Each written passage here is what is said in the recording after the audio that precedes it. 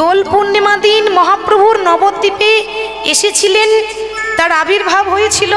সেই জন্য দোল পূর্ণিমার দিনকে আরেক নামে বলা হয় গৌর পূর্ণিমা। ঠিক তো বাবা? কিন্তু তার সঙ্গে হয় কিন্তু হোলি, হয়তো, কিন্তু দোল আলাদা, হোলি আলাদা। দোল আর হোলিকে একসঙ্গে গুলিয়ে দিলে হবে না। দোল হচ্ছে মহাপ্রভুর আবির্ভাব তিথি, আমরা গৌর পূর্ণিমা দিন বলি। আর হোলিটা কি সেটা সবাই জানেন। আপনারা তো ভক্ত প্রহ্লাদের কথা শুনেছেন মা? শুনেছেন তো? ভক্ত প্রহ্লাদ যে 5 বছর বয়সে ভগবানের কৃপা লাভ করেছিল, তো তার পিতার নাম কি ছিল? হিরণ্যকশিপু। তারা 2 ভাই, হিরণ্যকশিপু আর হিরণ্যাক্ষ। তো হিরণ্যকশিপু নাম করে একটা অসুর ছিল বাবা, নাম করা দৈত্য। আপনাদের মনে হয়তো প্রশ্ন জাগবে যে মাগো, অসুরের ছেলে অসুর হতে পারত, ভক্ত হলো কেন? কি গো, ঠিক তো? অসুরের ছেলে অসুর হতে পারত, ভক্ত হওয়ার কি দরকার? বাবা, পুলিশের ছেলে যে পুলিশ হবে তার কোনো গ্যারেন্টি নেই, ডাকাতও হতে পারে, বলা যাবে না। বাবা খারাপ হলে যে ছেলে খারাপ হয় তা হয় না, বাবা ভালো হলে যে ছেলে ভালো হয় তাও হয় না, তার উল্টোটা হতে পারে। তো নাম করে একটা অসুর হিরণ্যকশিপু, তার সন্তান হচ্ছে ভক্ত প্রহ্লাদ। এই ভক্ত প্রহ্লাদ পরম ভক্ত ছিল। তো ছোটবেলায় যখন সে ভগবান শ্রীকৃষ্ণের নাম করত, নারায়ণের নাম করত, তার বাবার সেটা সহ্য হতো না। কারণ হিরণ্যকশিপুর জীবনে সব থেকে বড় শত্রু হলো বাবা নারায়ণ। তার জীবনে ইচ্ছা ছিল যে ওই নারায়ণকে যদি কোনোদিন দেখতে পাই তো নিজের হাতে হত্যা করব, নিজের হাতে বধ করব। আর তার ঘরে তার ছেলে যদি নারায়ণ নারায়ণ করে, বাবার সহ্য হবে? বাবার তো শত্রু। তো প্রহ্লাদকে মারার জন্য কতই না চেষ্টা করেছিল, পাহাড় থেকে ছুঁড়েছিল। শুধু তাই নয়, একটা সাপের খাঁচার মধ্যে দিয়েছিল যেন সাপে কামড়ে মারা যায়। বহু চেষ্টা করেছে, বাবা নিজের ছেলেকে মারতে পারেনি। হিরণ্যকশিপুর একটা আদরের বোন ছিল যার নাম হচ্ছে হোলিকা। এই হোলিকার একটা বর ছিল কি জানেন? সে যদি আগুনে বসেও যায় তবু সে পুড়ে মরবে না, এটা ব্রহ্মা বর দিয়েছিল।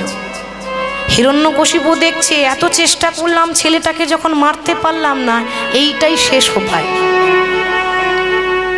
নিজের বোনকে আদেশ করলেন, হোলিকা তুমি আমার ছেলে প্রহ্লাদকে নিয়ে আগুনে বসো, তাতে তোমার তো কিছু হবে না, বর আছে, তোমার কিছু হবে না, তাতে আমার ছেলেটা মারা যাবে, আগুনে পুড়ে ছাই হয়ে যাবে, আমার ছেলেটা মরে যাবে। তো ছেলেকে মারার জন্য যখন হোলিকা নিজের ভাইপোকে কোলে করে নিয়ে যখন আগুনে বসলো, কি হলো জানেন? প্রহ্লাদের তো কিছু হলো না, ঘুরিয়ে হোলিকা পুড়ে ছাই ভস্ম হয়ে গেল। ওই জন্য হোলির আগে ন্যাড়া পোড়া হয় না বাবা? আমরা বলি না, আজ আমাদের ন্যাড়া পোড়া, কাল আমাদের দোল, পূর্ণিমাতে চাঁদ উঠেছে, বল রে হরি বল, হরি বল। ওই জন্য আমরা বলি চাঁচর পোড়া, কেউ বলে ন্যাড়া পোড়া। ওটাই হচ্ছে হিরণ্যকশিপুর বোন হোলিকা, তাকে দহন করা হয়। তারপর আসলে অশুভ শক্তি নাশ করে শুভ শক্তির স্থাপন করা হয়। এই দোল পূর্ণিমা দিন গৌর হরি এসেছিলেন। আর এই দোল পূর্ণিমা দিন এই যে লীলা কীর্তন প্রত্যেকটা কীর্তনীয়ারা গাইছে, এই লীলা কীর্তন প্রথম যিনি প্রচার করেছিলেন তার নাম হচ্ছে নরোত্তম দাস ঠাকুর। বাংলাদেশে খেতড়ি নামক স্থানে তিনি দোল পূর্ণিমা দিন প্রথম নাম সংকীর্তন লীলা কীর্তন প্রচার করেছিলেন। তাই সেই দিনটা আমাদের কাছে খুব শুভ দিন, কারণ সেদিন আমাদের কাছে, আমাদের ঘরে আমাদের ভগবান এসেছিল, তাই না? হরি বল। তো শ্রীধাম নবদ্বীপের মাটিতে গৌর হরি আজকে নামে প্রেমে বিভোর হয়েছেন। তাই নাম সংকীর্তন দর্শন করে এক নাগরী আর এক নাগরীকে বলছি, ওরে ও নাগরী, গৌর হরি নাম করছে তো কেমন ভাবে নাম করছে জানিস? ওরে ছুটে আয়, তোরা দেখবি যদি এই সোনার নদী।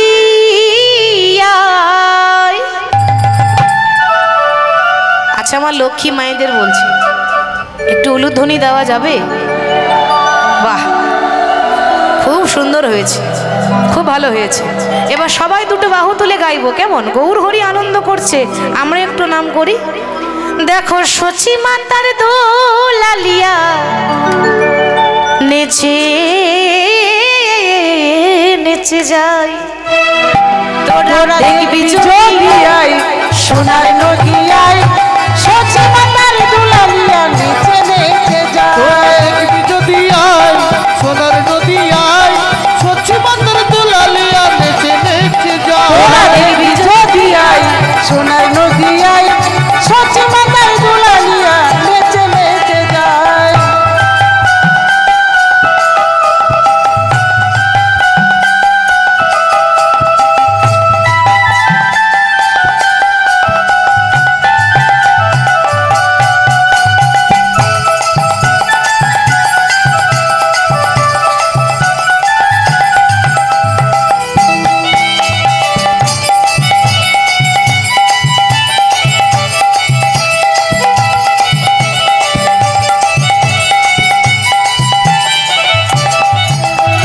সচি মাতার দুলালিয়া নদিয়ার শ্রী গোরা সে যে ভক্ত মনচিত ছোটা ভক্ত মনোহরা। সচি মাতার দুলালিয়া নদিয়ার শ্রী গোরা ভক্ত মনচিত তোরা ভক্ত মনোহরা। সচি মাতার দুলালিয়া নদিয়ার শ্রী গোরা ভক্ত মনচিত ছোটা ভক্ত মনোহরা। সচি মাতার দুলালিয়া নদিয়া শ্রী ঘোরা ভক্ত মনোচিত চোরা ভক্ত মনোহরা। তোরা দেখবি যদি আই সোনার নদিয়ায় সচি মাতার দুলালিয়া নেচে নেচে। তোরা দেখবি যদি আই সোনার নদিয়ায় সচি মাতার দুলালিয়া নেচে নেচে যায়। তোরা দেখবি যদি আই সোনার নদিয়ায় সচি মাতার দুলালিয়া নেচে নেচে যায়। আর ওই পেছনে মায়েদের বলছি যারা একদম লাস্টে বসেছেন, বলি দুপুরবেলা সেবা শান্তি ভালো হয়নি নাকি? হয়েছে? তাহলে আস্তে আস্তে করতালি দিলে হবে। আর কি বলবো, সব জায়গায় একই কেস। আসলে আমরা কলিযুগের ভক্ত তো, ওই জন্য আমাদের এই করতালিগুলো হয়ে গেছে প্লাস্টিকের করতালি, সাউন্ড হয় না। ঠিক না বাবা? আপনারা যদিও দিচ্ছেন, কিন্তু অন্যান্য জায়গায় 10 বার বলবো তবে একবার দেবে। আর যদিও দেয় তো কি করে দেয় জানেন? এরকম করে দিলে হবে? আশেপাশে গ্রামের মানুষ যেন শুনতে পায়। আপনাদের থানা কোথায় গো? হ্যাঁ, আচ্ছা বেশ, এমনভাবে করতালি দেবেন থানার বড়বাবু যেন শুনতে পায় যে কীর্তন হচ্ছে। দেখাতে হবে তো নাকি? আমরা এমনি এমনি কম নয়, সবাই একটু দুটি বাহু তুলে সবাই মিলে গাইবো। তোরা দেখবি যদি সোনার নদিয়ায় সচি মাতার দুলালিয়া নেচে নেচে। তোরা দেখবি যদি সোনার নদিয়ায় সচি মাতার দুলালিয়া নেচে নেচে যায়। তোরা দেখবি যদি আই সোনার নদিয়ায় সচি মাতার দুলালিয়া নেচে নেচে যায়।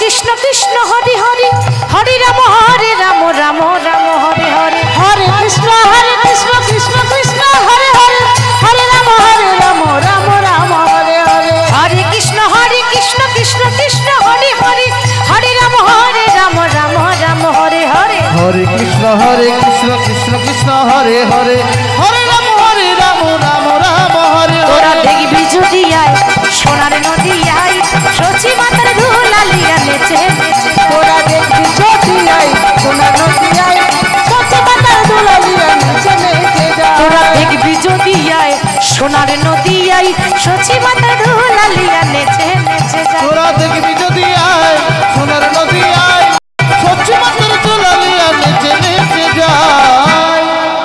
তার জীবনে উদ্দেশ্য ছিল যে পৃথিবীতে যত আছে নগর আদি গ্রাম সর্বত্র প্রচার করো মোর এই হরে কৃষ্ণ মহামন্ত্র। এবার একটা কথা বলি বাবা, এই যে প্রভুর নাম বলছে জন্ম হোক যেথা সেথা, কর্ম ভালো চায়। কর্ম করেই তো মানুষ বড় হয়। এমন একজনের কথা বলবো যে মাত্র 5 বছর বয়সে ভগবানের নাম করে নিজের জীবনটাকে সফল করেছিল। তার কথা রামায়ণে বর্ণনা করা যায়। রামায়ণে আপনারা সেই ভক্তের কথা হয়তো শুনেছেন, যখন রাম রাবণের যুদ্ধ শুরু হলো,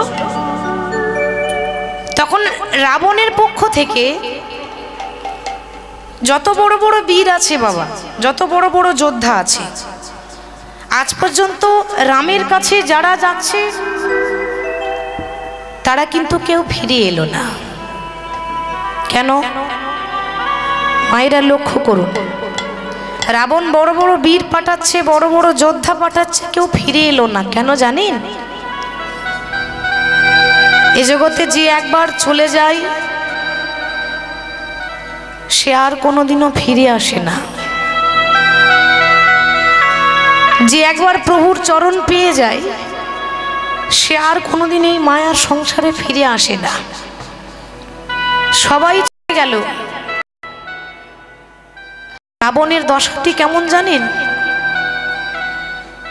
কেউ যেন দেখতে না পায়, দরজা বন্ধ করে ঘরের ভেতরে বসে বসে রাবণ কাঁদছে, প্রভু এ জগতে সবাই বলে আমি রাবণ, আমি নাকি রামকে ভালোবাসি না। সবাই আমার দিকে ঠাট্টা করে ব্যঙ্গ করে কটু কথা দিয়ে বলে যে আমি নাকি বড় খারাপ, আমি নাকি রামকে ভালোবাসি না। কিন্তু তুমি তো জানো প্রভু, তুমি তো দয়াময়, তুমি তো কাঙালের ঠাকুর। কেউ জানুক বা না জানুক তুমি তো জানো যে আমি তোমায় কতটা ভালোবাসি। পার্থক্য কি জানো? তাদের মতো আমি আমার ভক্তিটা দেখাতে পারি না, তাদের মতো আমি আমার ভক্তিটাকে প্রকাশ করে বলতে পারি না। সবাই চলে গেল, শুধু আমি পড়ে আছি। জানি না প্রভু সেদিন আমার কবে আসবে, যেদিন আমি তোমার রাঙা চরণে উদ্ধার হতে পারবো, যেদিন এই রাবণ রামের হাতে মরতে পারবে, সেদিন এই রাবণের মানব জন্মটা ধন্য হয়ে যাবে। সেদিন মনে করব আমার জীবনটা ধন্য হয়ে গেল। রাবণ যখন ঘরের দরজার আড়ালে দরজা বন্ধ করে বসে বসে কাঁদছে না বাবা, এই কান্নাটা একজন শুনতে পেল। কে জানেন? রাবণের বংশে, রাবণের কুলে এখন আর একজনই আছে, যার বয়স হচ্ছে 5 বছর। নাম হলো তরণী, রাবণের ভাইপো। ছোট্ট ছেলে তরণী হঠাৎ শুনতে পেল দরজার আড়ালে কে যেন কাঁদছে। যেই না দরজাটা খুলেছে, দেখছে তার জ্যাঠামশাই কাঁদছে। জ্যাঠামশাইকে জড়িয়ে ধরেছে। জ্যাঠামশাই, কি হলো গো, তুমি কাঁদছো কেন? রাবণ তো লোককে কাঁদায়, নিজে কাঁদে না, আজকে তার চোখে জল কেন জ্যাঠামশাই? রাবণ বলল, খোকারে আমি কেন কাঁদছি তুই বুঝবি না। কেন জানিস? তুই এখন অনেক ছোট। তোর যেদিন জন্ম হয়েছিল না, সেদিন আমি কোলে করে নিয়ে আদর করে আমি তোর নাম রেখেছিলাম তরণী। তরণী মানে কি বাবা? নৌকা। তরণী মানে নৌকা। দেখেছেন নামটা কত সুন্দর ভেবে চিনতে রেখেছি। রাবণ বলল, খোকা এ জগতে নদী পেরোতে গেলে যেমন একটা নৌকার প্রয়োজন হয়,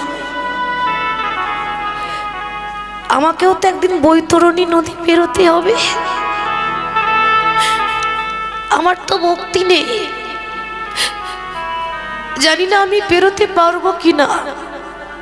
ওরে তুই হলি সেই নৌকা যাকে সম্বল করেই আমি ইহলোক ছেড়ে পরলোকে যাব।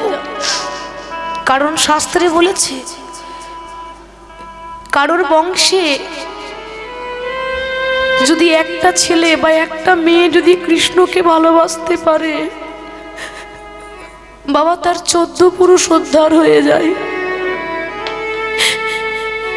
আমার বংশে যদি কেউ কৃষ্ণ ভক্ত আছে একমাত্র তুই ছাড়া আর কেউ নাই, তোর জন্য আমার 14 পুরুষ উদ্ধার হয়ে যাবে। তরণী কিন্তু ছোট ছেলে তো, এত বোঝে না। তরণী বলছে, ও জ্যাঠামশাই, তোমার কেউ নেই বলে তুমি কাঁদছো? তোমার কেউ নেই তো কি হয়েছে? আরে আমি তো আছি, তোমার ভাইপো তো আছে নাকি? কথা দিলাম আগামীকাল সকালবেলায় আমি যাব রামের সঙ্গে যুদ্ধ করতে। খোকা পারবি না, তুই এখন অনেক ছোট। ওরে, যুদ্ধ করতে গেলে শরীরে বল দরকার, ক্ষমতা দরকার, শক্তির দরকার। তোর তো কোনো ক্ষমতাই নেই, তোর তো শক্তি নেই, তুই কি করে ওই মানুষটার সঙ্গে লড়াই করবি? ছোট্ট তরুণী, জ্ঞান না থাকতে পারে, ভক্তি ছিল অটুট। বলছে, জ্যাঠামশাই তুমি ঠিক বলেছ, আমার বয়স কম তো, আমার শরীরের মধ্যে কোনো ক্ষমতা নেই, শক্তি নেই। কিন্তু শক্তি নেই তো কি হয়েছে, ভক্তি তো আছে। আমার মা যখন প্রত্যেক দিন আমাকে কোলে করে নিয়ে আদর করে রাত্রেবেলায় ঘুম পাড়িয়ে দেয়, তখনই আমাকে আদর করে বলে দেয়, খোকারে, ভগবানকে পেতে গেলে কোনোদিন শক্তি লাগে না, কোনোদিন তার কাছে শরীরে ক্ষমতা দেখাস না। তাকে পেতে গেলে শক্তি নয়, তাকে পেতে গেলে অটুট ভক্তি লাগে। আমি তোমার চরণে প্রণাম করি, তুমি শুধু আমাকে আশীর্বাদ করে দাও, আমি যেন রামের কাছে গিয়ে আর যেন জীবনেও ফিরে আসতে না পারি। কেন জানো, এই দেহ ছেড়ে যখন প্রাণ পাখিটা উড়ে চলে যাবে, তখন এই দেহটা কত শিগাল কুকুরে ছিঁড়ে ছিঁড়ে খায়। শিগাল কুকুরের সেবাই লাগার থেকে যদি রামের চরণ ধরে মরতে পারি, আমি মনে করব আমার মানব জন্মটা ধন্য হয়ে গেল। রাবণকে প্রণাম করে মনে মনে ভাবছে মা, যে কালকে তো চলে যাব, আর তো কোনোদিন ফিরে আসবো না, যাওয়ার আগে একবার মাকে প্রণাম করে যায়। ওমা দেখেছেন, 5 বছরের ছেলে মরতে যাবে তাও মাকে প্রণাম করে যাচ্ছে। কেন? কারণ মাকে প্রণাম করে গেলে ছেলে নাকি সব কাজে জয়ী হতে পারে। ভাবছি আমি যদি মাকে প্রণাম করে যাই, আমার যাওয়ার পথে কোনো বাধা আসবে না। তাই মাকে ডাকছে, মা। যেই না মাকে ডেকেছে, তরণীর মায়ের নাম ছিল সরমা দেবী। সরমা দেবী তখন ছুটে এসে বলছে, কি হলো খোকা, ডাকছিস কেন? মা, কেন ডাকলাম জানো? আর তো কোনোদিন তোমায় ডাকতে পাবো না, তাই ভাবলাম যাওয়ার আগে শেষবারের মতো যদি একবার মা বলে ডাকতে পাই, তাহলে আমার জীবনটা ধন্য হয়ে যাবে। তরুণীর মা তখন বলছে, খোকা, ওরে আমার 7 নাই 5 নাই, আমার আদরের ধন, ওরে এমন কথা বলতে নেই, তুই এমন কথা কেন বলছিস? মা, কোনোদিন তোমার কাছে কিছু চাইনি, আজকে তোমার খোকা তোমার কাছে আঁচল পেতে দাঁড়িয়েছে। আমি যদি কিছু চাই, তুমি আমায় খালি হাতে ফিরিয়ে দেবে না তো মা? মা বলল, ওরে কি বলছিস তুই? এই গাড়ি বাড়ি টাকা পয়সা কার জন্য? সব তো সন্তানের জন্যই মা বাবা করে। এই যা কিছু দেখছিস সবই তো তোর, আর কি দেব বল? মা, গাড়ি বাড়ি টাকা পয়সা চাই না, মোটা মোটা সোনার গয়না আমার চাই না, আমার দরকার নেই, কৃষ্ণ ভক্তের ওগুলো লাগবে না। আমি কি চাই জানো? তোমার কাছে আমার নিবেদন, আমার পা থেকে মাথা পর্যন্ত সর্বঙ্গে তুমি রাম নাম লিখে দাও। আমার ইচ্ছা আছে, আমি মরার আগে সর্বঙ্গে রাম নাম লিখে মরতে চাই। দেখেছেন বাবা, কজনের ভাগ্যে জোটে যে মরার আগে রাম নাম লিখে বলতে পারে, মরতে পারে? আমরা বলতে পারি না, আর সে তার সর্ব অঙ্গে রাম নাম লিখতে চায়। মা কি করলো, ছেলের পা থেকে মাথা পর্যন্ত রাম রাম রাম রাম, সর্বঙ্গে রাম নাম লিখে দিল। কিন্তু বাবা, বিধির বিধান খণ্ডন করবে এরকম ভগবানেরও ক্ষমতা নাই। ভগবান কোনোদিন মৃত্যুকে আটকাতে পারে না। পারে কি? সব জায়গায় রাম নাম লিখলো, কিন্তু গলায় লিখতে ভুলে গেল। কেন? ওটাই তার বিধির বিধান, ওখানেই তার মৃত্যু আছে। গলায় লিখতে ভুলে গেল। এখানে কি প্রমাণ হলো বলুন তো? যে যাবার যখন সময় আসে, মাও তখন আটকাতে পারবে না, মাও তখন ছেলেকে বেঁধে রাখতে পারে না। আজকে যাওয়ার আগে মাকে প্রণাম করে যাচ্ছে, মাগো আর তো ফিরে আসবো না, তাই তুমি চিরদিনের জন্য বিদায় দাও, আর আশীর্বাদ করো আমি যেন রামের হাতে মরতে পারি। ও মা, আর কোনো দিন হয়তো হবে না আর দেখা, আর কোনো দিন হয়তো হবে না আর দেখা, বিদায় রজনী ক্ষমা চাই, এদেশে আমার কেহ নাই, চলে যায়, এদেশে আমার কেহ নাই। দিন হয়তো হবে না আর দেখা, আর কোনো দিন হয়তো হবে না আর দেখা, বিদায় রজনী ক্ষমা চাই, এদেশে আমার কেহ নাই, চলে যাই, এদেশে আমার কেহ নাই। ও মা, কিবা মাতা, কিবা পিতা, কিবা পুত্র পরিজন, শেষের দিনে কৃষ্ণ বিনে হবে না কেউ আপন। কে বা মাতা, কে বা পিতা, কে বা পুত্র পরিজন, শেষের দিনে কৃষ্ণ বিনে হবে না কেউ আপন। কে বা মাতা, কে বা পিতা, কে বা পুত্র পরিজন, শেষের দিনে কৃষ্ণ বিনে হবে না কেউ আপন।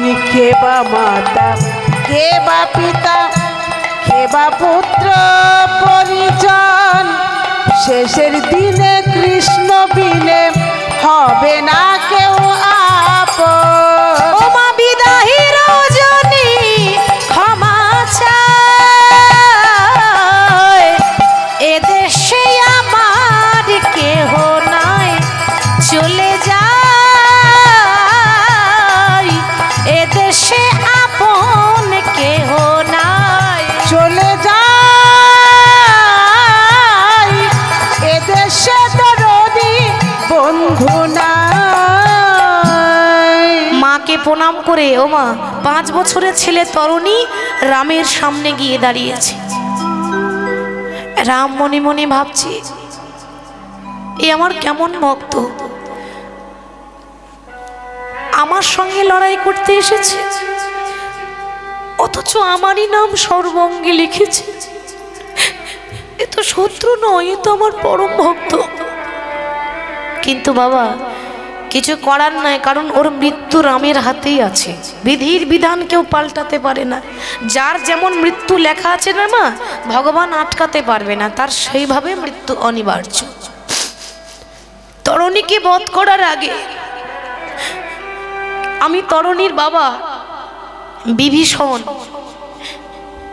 এই বিভীষণকে পরীক্ষা করে দেখব সে আমাকে বেশি ভালোবাসে না নিজের ছেলেকে বেশি ভালোবাসে। তাহলে তরুণী কার ছেলে গো? বিভীষণের ছেলে। আমরা বিভীষণের জন্য কি বলি? ঘরের শত্রু বিভীষণ। কথাটা বলি মা, কিন্তু বিচার করে বলি না। কেন জানেন? একবারও ভেবেছেন আমরা কি ওই বিভীষণের মতো হতে পারবো? ওই বিভীষণের মতো জীবনে হতে পারবো না। ওই বিভীষণ নিজের ঘরের ক্ষতি করেনি, আর আমাদের ঘরে যে বিভীষণ থাকে ঘরের ক্ষতি করে।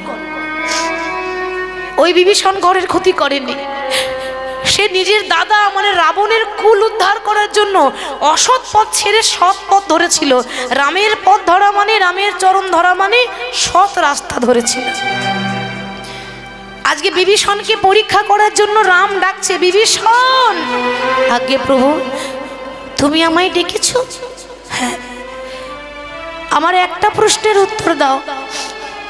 একটা 5 বছরের ছেলে এসেছে আমার সঙ্গে যুদ্ধ করতে, আমি তার নাম জানি না, আমি তার ঠিকানা জানি না, তুমি কি বলতে পারবে যে ছেলেটার নাম কি? বাবা, প্রশ্নটা করছে কাকি গো? বাবাকে প্রশ্ন করছে ছেলের পরিচয়টা কি। এ জগতে কোনো বাবা, যে কোনো বাবা, এ জগতে কোনো বাবা হলে কি করতো বলুন তো? প্রভু, তুমি আমাকে নিয়ে নাও, আমাকে মেরে দাও, আমার সন্তানরা যেন ভালো থাকে, আমার ছেলে মেয়েরা ভালো থাকুক, আমি মরে গেলেও হবে, ওদেরকে তুমি কেড়ে নিও না। কিন্তু বিভীষণ কত বড় ত্যাগী, কত বড় বলিদান দিচ্ছে দেখুন। যেই না বলেছি বিভীষণ তুমি কি তাকে চেনো? বিভীষণ মনে মনে ভাবছে জীবনে মিথ্যা বলেনি, আজকে মিথ্যা বলবো না, কিন্তু বাবা সত্যিটাও বলবো না। মিথ্যা বলবো না, সত্যি বলবো না। বলছে প্রভু, তুমি যাকে দেখছো না, ওই ছেলেটার নাম হলো তরুণী, ও হচ্ছে রাবণের ভাইপো। একবারও বললো না যে আমার ছেলে, ও বলছে রাবণের ভাইপো। এটা তো সত্যি, এটা তো মিথ্যা হলো না। হরি বল।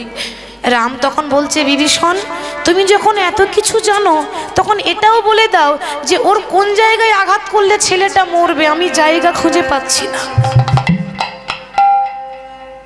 বিভীষণ মনে মনে ভাবছে, বলতে তো পারছে না, অন্তরে অন্তরে সে কাঁদছে, প্রভু আর কত কাঁদাবে গো?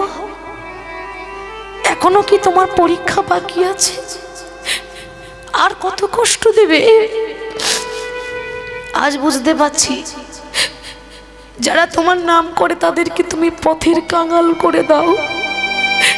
যারা তোমার নাম করে, যারা ভগবানকে ভালোবাসে, যারা বেশি হরি হরি করে, তাদের দশা কি হয় সেটা আজকে প্রমাণ হয়ে গেল।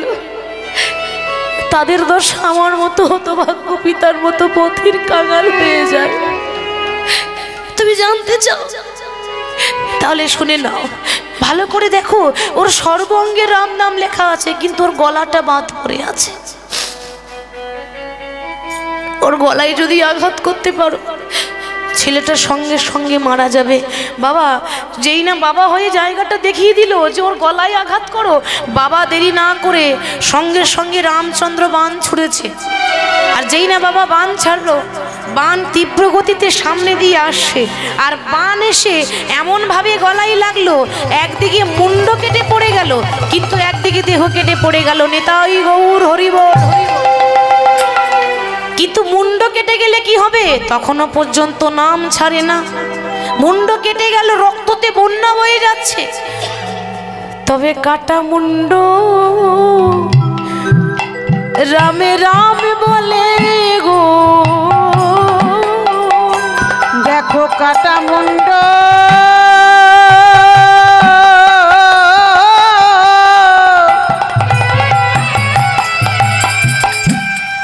রামে রামে বলে গো।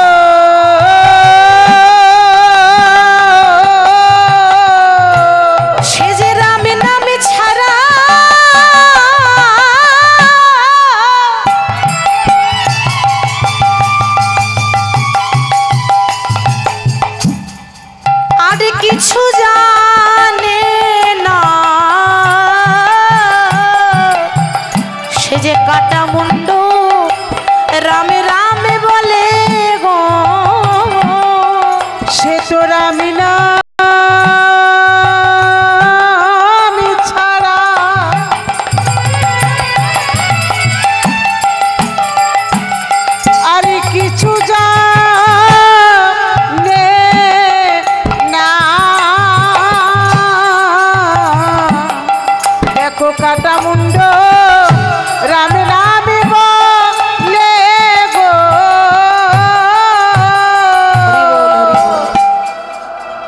চোখের সামনে ছেলে চলে গেল, 7 নাই 5 নাই, একটা আদরের ধন, একটা আদরের ছেলে। বাবার চোখের সামনে যদি ছেলে মরে যায়, বলুন তো কোন বাবাটা সহ্য করতে পারে? বিভীষণ আর থাকতে পারল না, মুখে তো কিছু বলতে পারছে না, আর তো বলার কিছু নেই, সে তো চলে গেল। অঝরঝরে কাঁদছে, আর যখন বিভীষণ কাঁদছে আসতে, তখন রাম প্রশ্ন করছে, বিভীষণ আমি আঘাত করেছি তরুণীকে, ব্যথাটা তোমার লাগছে কেন? কি গো, তাহলে কি ওর সঙ্গে তোমার কোনো সম্পর্ক আছে? বিভীষণ বলছে, প্রভু আর কত পরীক্ষা নেবে তুমি? তুমি কি জানতে না যে ও আমার ছেলে? তুমি তো অন্তর্যামী, ভগবান তো ভক্তের মনের কথা জানে গো। তুমি তো জানো যে ও আমার ছেলে, তবু আমাকে জিজ্ঞাসা করছো। তরুণীকে বধ করলাম, আর তাকে বধ করার আগে আমি জানতাম যে ও তোমার ছেলে, কিন্তু তোমায় পরীক্ষা করে দেখলাম তুমি ভগবানকে বেশি ভালোবাসো না নিজের সন্তানকে ভালোবাসো। প্রমাণ করে দিলাম যে যারা বেশি ভগবানকে ভালোবাসে তাদের দশ হয় বিভীষণের মতো পথের কাঙাল হতে হয়, তাদেরকে সব কিছু হারিয়ে নিঃস্ব হতে হয়, কাঙাল হতে হয়। বলো তুমি আমার কাছে কি চাও? টাকা পয়সা গাড়ি বাড়ি যা চাইবে তাই দেব। বিভীষণ বলছে, প্রভু তুমি যতই গাড়ি বাড়ি দাও আমার ছেলের জায়গাটা নিতে পারবে না। আমাকে বাবা বলে ডাকার মতো আদরের ধন আমার চলে গেল, সে তো আর ফিরে আসবে না, তুমি কি পারবে তাকে ফিরিয়ে দিতে? বিভীষণ এ জন্মে তো আর হলো না, এ জন্মে আর হবে না, সে তো চলে গেল, কিন্তু আশীর্বাদ করি পরজন্মে তোমার ছেলে তরুণী আমার সব থেকে প্রিয় বন্ধু হবে। আমি হব দাপর যুগে বৃন্দাবনে কৃষ্ণ, আর তোমার ছেলে তরুণী হবে আমার সব থেকে প্রিয় বন্ধু, প্রিয় সখা, নাম হবে সুবল সখা। নিতাই গৌর হরি বল। আপনারা বলবেন মা সারা জীবন পেরিয়ে যায় তবু হরি কৃপা পাই না, ওইটুকু ছেলে পেল কি করে? যার হয় তার নয়ই হয়, আর যার হয় না তার 90ও হয় না।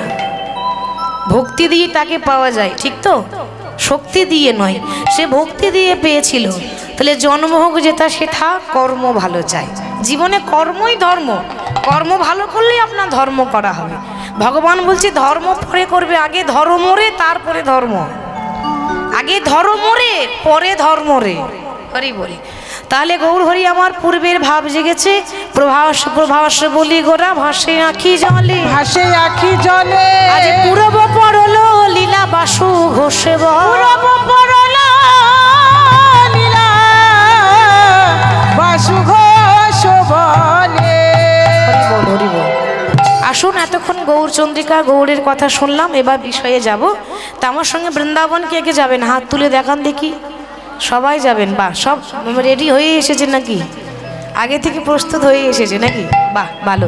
আচ্ছা, এদিকে যাবেন? তা এইটুকু হাত তুললে হবে না, অর্ধেকটা তুললে অর্ধেকটা কিপা হবে, পুরোটা হবে না। আর এদিকে আপনারা যাবেন না? বেশ। আচ্ছা, বৃন্দাবন যেতে গেলে কার নাম গাইতে হয় গো? রাধে রাধে, তাই তো? বেশ, ঠিক আছে, একটু রাধা নাম করে দিই। বলিয়ে রাধা রানী কি, বৃন্দাবনে ধাম কি, বাঁকে বিহারী লাল কি, সকল ভক্ত বৃন্দ কি, যারা যারা ঘুমাচ্ছে তাদের কি, তাদেরও জয়। সর্বনাশ, বলছে যারা ঘুমাচ্ছে তাদেরও জয়, তাদের আরো বেশি করে জয়। কি গো, ঠিক তো? বেশ, হরি বল।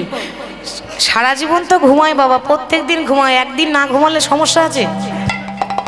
একদিন নাই বা ঘুমালেন, 365 দিনের মধ্যে 364 দিন ঘুমাবেন, একদিন জেগে থাকবেন। ভগবান আমাদের জন্য এত কিছু করে, আমাদেরকে এত কিছু দেয়, আর আমরা পারবো না জাগতে? কি গো, পারবো তো? তাও সারা রাত তো নয়, যতক্ষণ লীলা কীর্তন চলবে ততক্ষণ, মানে কয়েক ঘন্টার ব্যাপার। চলুন বৃন্দাবন যাই, একটু রাধা নাম গাইতে গাইতে যাব, কেমন? যারা চল কে বৃন্দাবন দেখো,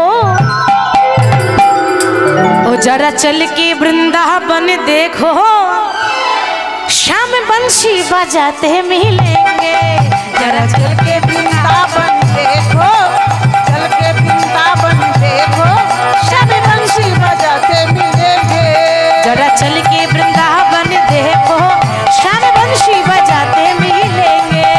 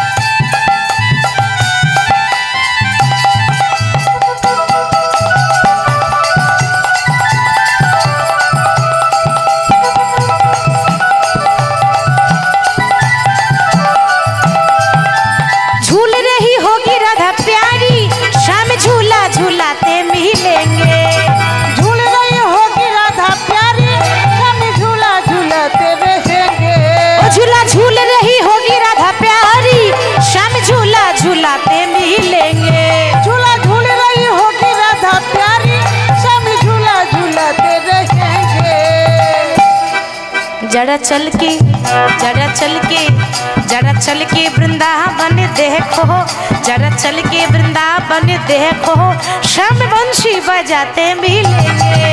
जरा चल के वृंदावन देखो, जरा चल के वृंदावन देखो, सब बंसी बजाते मिलेंगे। चल के वृंदावन देखो, श्याम बंशी बजाते मिलेंगे। जरा चल के वृंदावन देखो, सब बंसी बजाते मिलेंगे।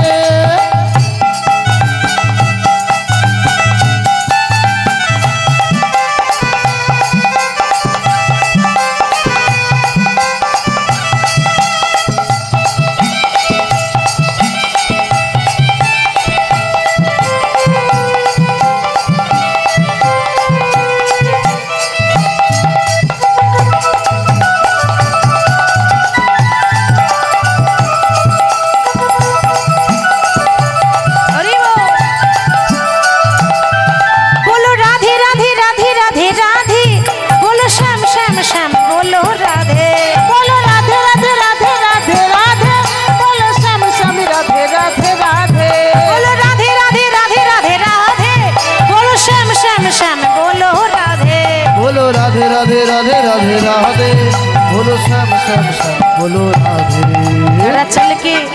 जरा चल के वृंदावन देखो, श्याम बंशी बजाते मिलेंगे। जरा चल के वृंदावन देखो, सब बंसी बजाते मिलेंगे। जरा चल के वृंदावन देखो, सब बंसी बजाते मिलेंगे। जरा चल के वृंदावन देखो, सब बंसी बजाते मिलेंगे। আমরা একটা বৃন্দাবনী ভজন গাইতে গাইতে বৃন্দাবনে এসেছি। আসলে যে কোনো লীলা গাওয়ার আগে একটু গৌর কথা বলতে হয়, ওটা নিয়ম আছে বাবা। কারণ নিতাই বিনে ভাই গৌর নাহি পায়, গৌর বিনে ভাই রাধা কৃষ্ণ নাহি পায়। সরাসরি লীলায় যাওয়া যায় না, একটা নিয়ম থাকে। তো তাই আজকে বৃন্দাবনে রাধারানীর দশাটি কেমন আপনারা তো জানেন যে বৃন্দাবনে আজকে কৃষ্ণ নাই। কেন না, একদিন নয় দুদিন নয়, 100 বছর হয়ে গেল কৃষ্ণ এখনো ফিরে আসেনি। 100 বছর আগে কৃষ্ণ যখন বৃন্দাবন ছেড়ে গেল, তখন রাধারানীকে কি বলেছিল যে রাধে তুমি চিন্তা করো না, আমি আজকে যাচ্ছি, আমি কাল আবার ফিরে আসব। এসেছিল বাবা? কাল বলে কালা চলে গেল, আর ফিরে আসে না বাবা। তো 100 বছর আগে কৃষ্ণ প্রথমে গেল মথুরা। মথুরাতে কংসকে বধ করেছে। কংসকে বধ করার পর, ওই কংসকে বধ করার পর মথুরা থেকে চলে গেল কৃষ্ণ গুজরাটে দ্বারকায়। গুজরাটে দ্বারকা মন্দির আছে, সেখানে কৃষ্ণ রাজা হয়ে বসেছে। তো এখনো কৃষ্ণ দ্বারকাতে রাজা হয়ে বসে আছে কিন্তু। আর এদিকে বৃন্দাবনের দশাটি কেমন, শেষ দশা বাবা। যাকে একদিন না দেখলে অন্তর্কান্ত রাধারানীর, কৃষ্ণকে একদিন যদি দেখতে না পেত তো রাধারানীর অন্তর কেঁদে উঠত। ভাবুন 100 বছর দেখতে পাইনি, তাহলে তার দশা কেমন হবে গো? আপনার প্রাণের প্রিয় সেই মানুষটি যদি আপনাকে ছেড়ে চলে যায়, আপনি কি আর ভালো থাকতে পারবেন? আপনি কি আর ভালো থাকতে পারবেন? জ্যান্তে মরা হয়ে থাকবেন। বেঁচে তো থাকবেন, কিন্তু তিলে তিলে মৃত্যু হয়, তার তিলে তিলে মরণ হয়। তো রাধারানী একেবারে তো মরল না, তিলে তিলে মরছে। কেন? তার প্রাণের গোবিন্দই নাই। দেহ ছেড়ে যদি প্রাণ আলাদা করা হয়, কি করে হবে বাবা? রাধারানী যদি দেহ হয়, রাধারানীর প্রাণ হচ্ছে আমাদের ব্রজের কানো, মানে কৃষ্ণ। তো রাধারানীর দশা কেমন জানেন? ধুলোতে গড়াগড়ি দিচ্ছে, ধুলাই গড়াগড়ি দিয়ে ওই ধুলোর মধ্যে কৃষ্ণ মূর্তি আঁকছে, ছবি আঁকছে। আমরা যেমন খাতার মধ্যে ছবি আঁকি, রাধারানী ওই বৃন্দাবনে বালির ওপর আঙুল দিয়ে ছবি আঁকছে। ছবিটা কার? কৃষ্ণের ছবি। তা কেমন ভাবে আঁকছে দেখুন বাবা। যে কোনো ছবি আঁকার নিয়ম আছে, হয় চরণ থেকে আঁকতে হবে, আনালে বদন থেকে আঁকতে হবে। মানে হয় মুখটা থেকে শুরু করতে হয়, আবার অনেকে নিচে থেকে চরণ থেকে শুরু করে। কিন্তু রাধারানী বদন থেকেও আঁকছেন না, চরণ থেকেও আঁকছেন না, ছবি আঁকছে প্রথমেই আঁকছে কোমরটা, কৃষ্ণের কোমরটা আগে আঁকছে। কেমন ভাবে আঁকছে দেখুন, পদাবলী কি বলছে দেখুন। ধনী আমার কি আগে কোটি ধনী পরাইল ধুতে কত যতনে প্যারি কত যতনে প্যারি রাধা রানী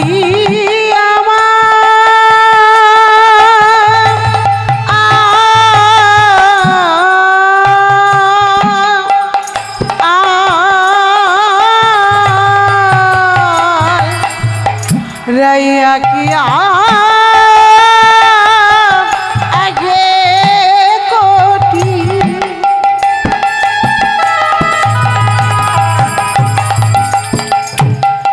आज पढ़ाइलो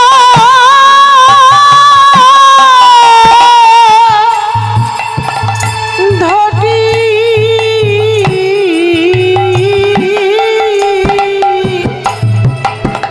कत যতনে প্যারি রাধা রানী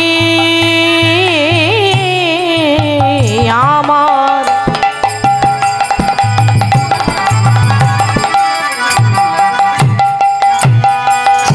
আজ কৃষ্ণ বিরোহিনী রাধা রানী আমার আজ কৃষ্ণ বিরহে কেঁদে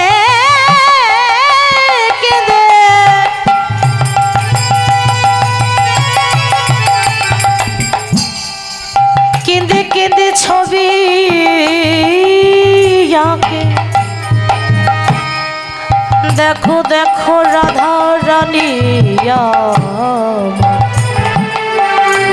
বিরহিনী মূরতি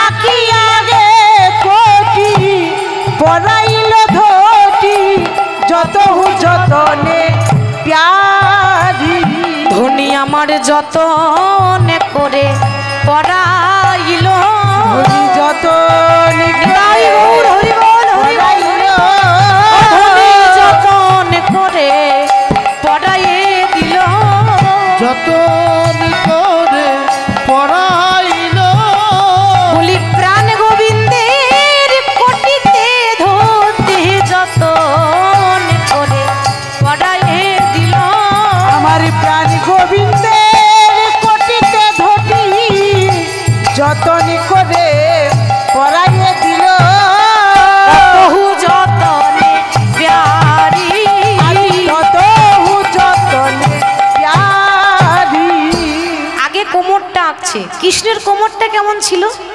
বাবা কৃষ্ণের কোমরের কথা যদি বলি তা শ্রীকৃষ্ণের রূপ বর্ণন যে লীলা আছে রূপ বর্ণন লীলা সেখানে বর্ণনা করে আছে কৃষ্ণের কোমরটা ছিল সরু আর বুকটা ছিল চওড়া পাশে বসে আছে ললিতা ললিতা বলছে ও ওই জন্য তোর বধূ বুঝি এই কদম গাছে হেলান দিয়ে দাঁড়িয়ে থাকে কি গো ঠিক তো কোমর সরু কোমরে বল নাই ওই জন্য কৃষ্ণ সবসময় গাছে হেলান দিয়ে দাঁড়ায় বলে না রে সখী শাস্ত্রে বলছে যারা সুপুরুষ হয় তাদের কোমর সরু হবে বুকটা চওড়া হবে এটা সুপুরুষের লক্ষণ কৃষ্ণের কোমরটা সরু বুকটা চওড়া তো প্রথমে কোমর রাখছে তখন বিশাখা বলছে কিরে রাধে কি করছিস তুই বলে কেন ওরে তুই যখন ছবি আঁকা শিখেছিলিস তখন কি গুরু ধরে আঁকা শিখিসনি যদি গুরু ধরে শেখা হয় তাহলে ভুল হবে না তুই নিশ্চয় গুরু ধরে শিখিসনি বলে তোর ভুল হচ্ছে বলে কেন রে ভুলটা কোথায় হচ্ছে বলি ও রাধে ছবি আঁকতে গেলে হয় চরণ থেকে আঁকতে হয় নালে বদন থেকে আঁকতে হয় তুই আগে কোমরটা বসিয়ে এঁকে দিলি কেন হ্যাঁ আঁকার মধ্যে তোর ভুল হলো না রাধারানী বলে ললিতারি আমি যখন আঁকা শিখেছিলাম তখন আমি গুরু ধরে আঁকা শিখেছিলাম কিন্তু তবু আমি চরণ থেকে আঁকলাম না বদন থেকে আঁকলাম না আমি আগে কৃষ্ণের কোমরটা আঁকলাম কেন জানিস কেন কৃষ্ণ তো 100 বছর আগেই আমাকে ছেড়ে চলে গেছে আজকে যদি ছবিতে কৃষ্ণের চরণটা এঁকে দিই আর এই ছবির মধ্যে চরণ আঁকার পর যদি এই মূর্তিটাও আমাকে ছেড়ে চলে যায় চরণটা পাওয়ার পর এই ছবিটা মূর্তিটাই যদি চলে যায়, মানে বিভোর হয়ে গেছে মা রাধারানী। একেবারে যাকে আপনি বলতে পারেন পাগলিনী, রাস্তায় যেমন পাগল ঘোরে সেরকম রাধারানীর দশা হয়ে গেছে।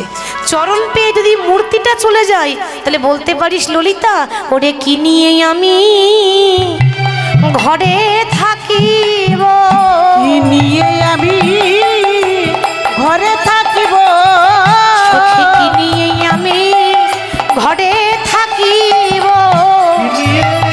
আমি ঘরে থাকিব, যদি চরণে পেলে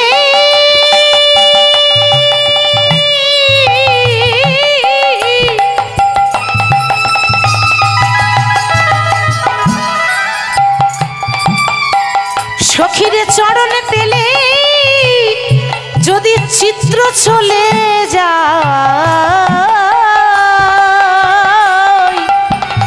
বল বলে কি নিয়ে আমি ঘরে থাকিব, চরণে পেলে যদি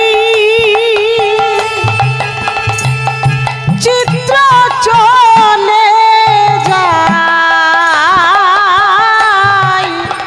কি নিয়ে আমি ঘরে থাকিব। তোমার দেখেছেন এরকম কৃষ্ণের জন্য পাগলিনী কজন হয় বাবা? পাগল তো অনেক দেখেছি, আমার গোবিন্দের জন্য কজন পাগল হয়েছে, কৃষ্ণের জন্য যে পাগলিনী হয়েছে তার তো জীবন ধন্য। এত সুন্দর একটা মানব জন্ম পেয়ে যদি কৃষ্ণ নাম না করি, তাহলে এই এলাম গেলাম খেলাম আর বয়স হয়ে গেল চলে গেলাম, ওটা তো পশুদের কাজ বাবা। আমরা এত সুন্দর একটা জীবন পেয়েছি, এটা তো কাজে লাগাতে হবে। সংসার করুন, সংসারের মধ্যে কর্ম করুন, আর সংসারে থেকে ভগবানের নাম করতে হবে। কি বাবা, তাই তো? সংসারে থেকে ভগবানের নাম করতে হবে। অনেকে বলে যে সংসারে থাকলে নাকি সাধন ভজন হয় না, তার জন্য নাকি সংসার ছেড়ে সাধু হতে হয়। ভুল কথা। কেন?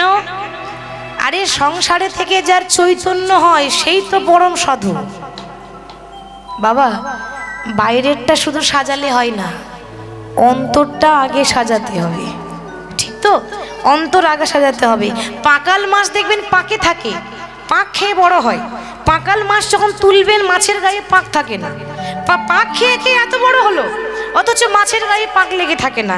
সেরকম সংসার করুন, কিন্তু সংসারের কালো পাকগুলো যেন আমাদের গায়ে না লেগে যায়। একবার বৈকুণ্ঠে ভগবান অর্থাৎ নারায়ণ বসে বসে কাঁদছে বাবা। তা হঠাৎ যখন নারায়ণ বসে বসে কাঁদছে, লক্ষ্য করুন, সেই সময় নারদ এসেছে, নারায়ণ নারায়ণ নারায়ণ। আচ্ছা প্রভু, তুমি তো কোনোদিন কারোর জন্য কাঁদো না, কি ব্যাপার আজকে তুমি ভগবান কাঁদছো কেন? কি গো, ভগবান কাঁদে? সবাই ভগবানের জন্য কাঁদে, ভগবান আবার কাঁদছে কেন? বলছে নারদ, আমি কেন কাঁদছি জানো? আমি আমার ভক্তর জন্য কাঁদছি। বাহ, কোন সে ভক্ত? রাম শ্যাম যদু মধু সারাদিনে একবার ডাকে না, তার জন্য কাঁদছো?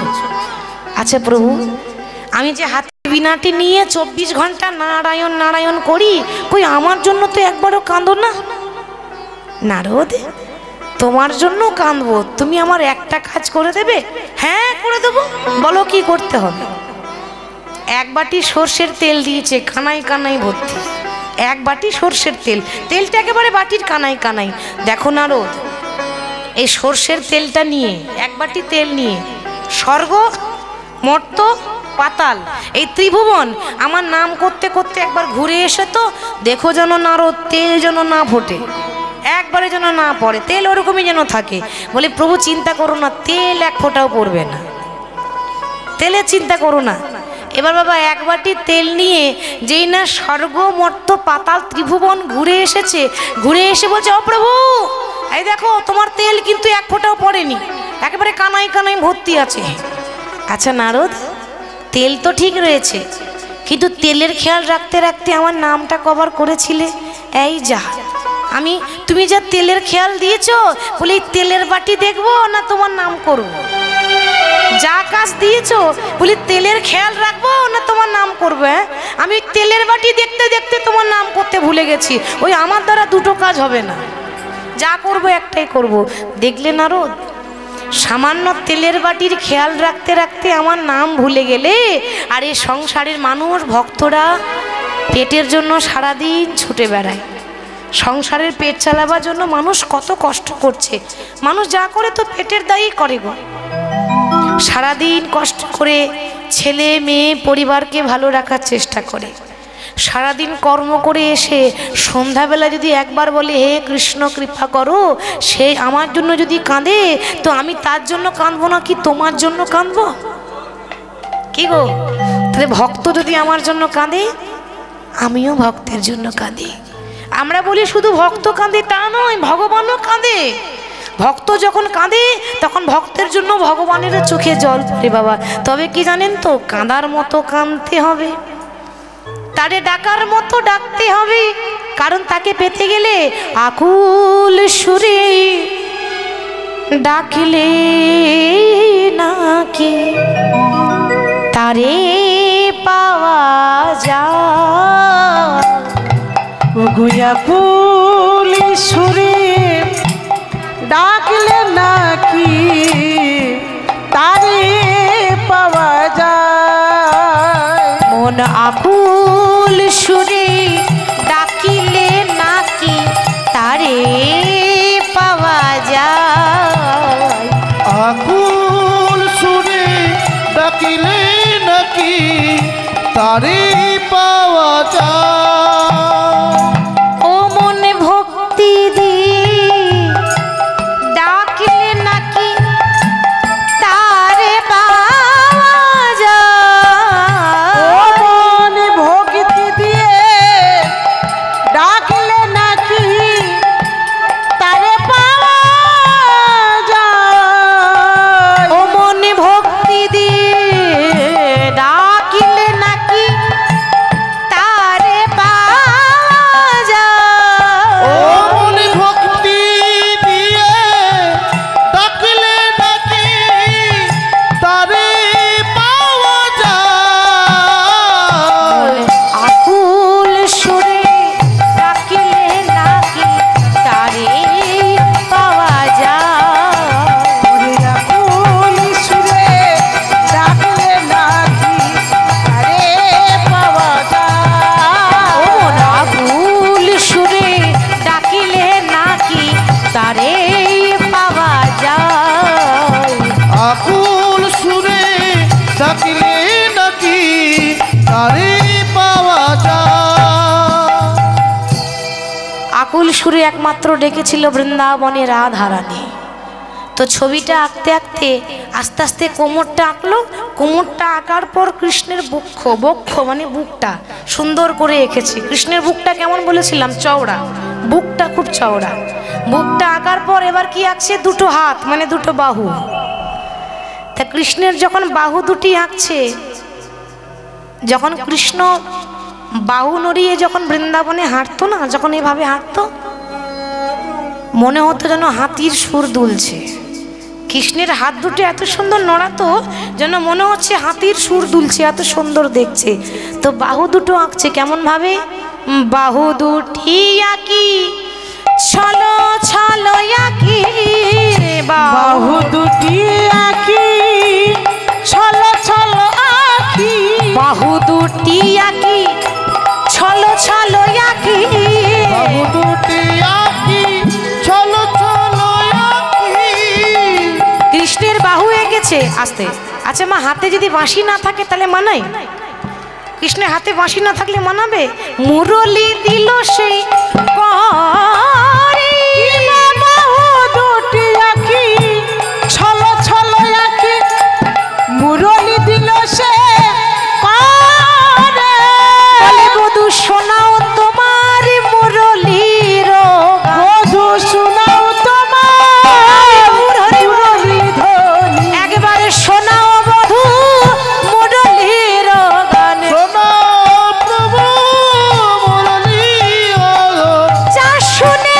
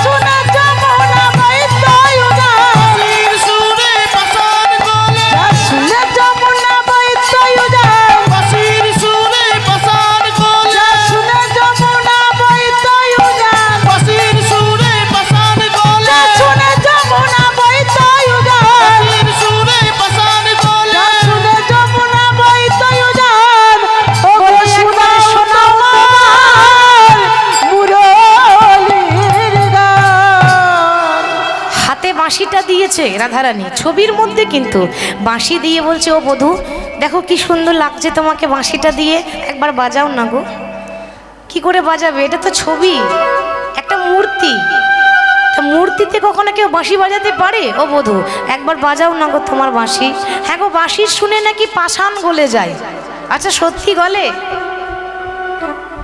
কৃষ্ণের বাঁশি শুনে পাষাণ গলে? গলেছিল।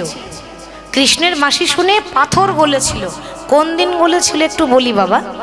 আপনারা পাষাণী অহল্যার কথা তো শুনেছেন, শুনেছেন তো সবাই, পাষাণী অহল্যা। সত্যযুগে এক ঋষি ছিল, ব্রাহ্মণ ছিল, একটু লক্ষ্য করবেন, নাম হচ্ছে গৌতম মুনি, আর তার স্ত্রীর নাম ছিল অহল্যা। এবং এই ব্রাহ্মণ এবং তার সহধর্মিনী মানে ব্রাহ্মণী, এদের দুজনের কিন্তু অনেক শিষ্য ছিল। শিষ্যদের মধ্যে সবথেকে প্রিয় এবং সবথেকে প্রধান শিষ্য ছিল একজন, নাম ছিল দেবরাজ ইন্দ্র। বাবা, ইন্দ্রের কুকর্ম যদি শোনেন তাহলে মাথা ঘুরে যাবে। কেন? আমাদের দেশে যেমন রাজা আছে, মন্ত্রী আছে, স্বর্গেরও রাজা আছে।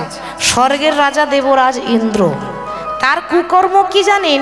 সে জগতে এত এত নারী থাকতে আর কোনো নারী পেল না, সে আর কোনো নারী পেল না। নিজের গুরুদেবের স্ত্রীর প্রতি কুদৃষ্টি দিয়েছে, মানে কুবাসনা, লোভ জেগেছে। আচ্ছা গুরু মানে কি? বাবার মতো। গুরু মানে যদি বাবার মতো হয় বাবা, তাহলে গুরুদেবের স্ত্রী কে হবে? গুরুমা। তাহলে গুরু মায়ের প্রতি কুদৃষ্টি দিয়েছে। শিষ্য হয়ে চাই গুরুমাকে পেতে, মনে মনে ভাবছি বাবা আমার ওই পথের কাঁটা হচ্ছে গুরুদেব। যতক্ষণ গুরু ঘরে থাকবে, পথের কাঁটাটা থাকবে, আমার গুরুমাকে পাওয়া হবে না। তাহলে কি করব? মনে মনে বুদ্ধি, শয়তানি বুদ্ধি বার করছে, কি করা যায়, কি করা যায়। বাবা যারা কুকর্ম করে তাদের বুদ্ধিও তো অনেকও থাকে, অনেক রকম বুদ্ধি আস্তে আস্তে চলে আসে মাথায়। ভাবছে কোন সময় গুরুদেব বাড়িতে থাকে না দেখি, সেই সময়ে যাব। গুরুদেব এক সময়ে বাড়িতে থাকে না, প্রত্যেক দিন ভোরবেলা। ভোরবেলায় গুরুদেব বাড়িতে থাকে না, কেন? স্নান করতে যায়।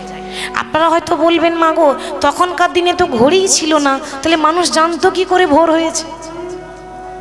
ঘড়ি ছিল না তো কি হয়েছে? রাম পাখি তো ছিল, রাম পাখি। ওই রাম পাখি ডাকলে সবাই বুঝতে পারতো ভোর হয়ে গেছে।